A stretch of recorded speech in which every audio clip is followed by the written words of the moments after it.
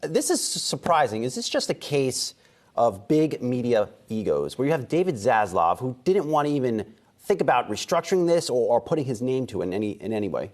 Well, Brian, I think this speaks to two things. First of all, it's specific to the Discovery and Time Warner deal, number one. And number two, I think it speaks to bigger issues going on in the media business.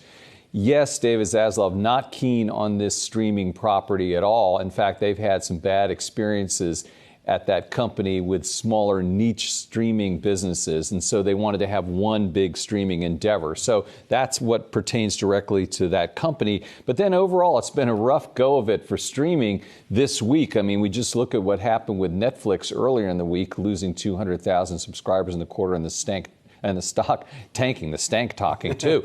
But, what was really going on, of course, is that streaming was seen as this sort of like new be-all to end-all. Really, it's just another form of distribution and not all that.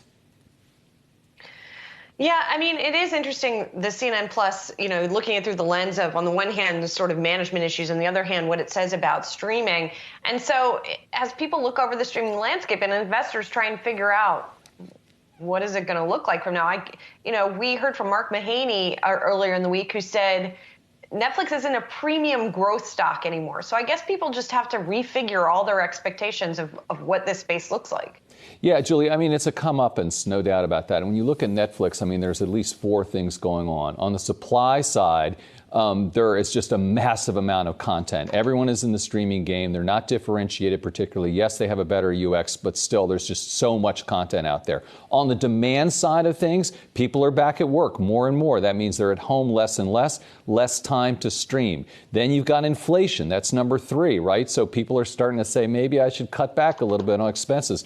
And then finally is TAM, the total addressable market. They've saturated North America, certainly. Yeah, there's growth overseas. And if they're looking for the advertising business to be the holy grail savior, it's not all that. Andy, is there more M&A likely to come in the space? That's an excellent point, Brian. I was talking to a top M&A lawyer last night, and she was telling me she expects consolidation in the media business big time coming up, because there's this shakeout. And, we've always talked about Netflix being combining with some other entity. And then you look at the other parties kind of sitting around the table, and, Discovery and Time Warner, and then, with that kind of combination and decoupling both at the same time, I think is maybe the harbinger of a lot more things to come, particularly as you're seeing the topping out with the streaming business. It is good to see at least a lot of the journalists finding perhaps other jobs inside of CNN. I've also seen a lot of outreach out there as well.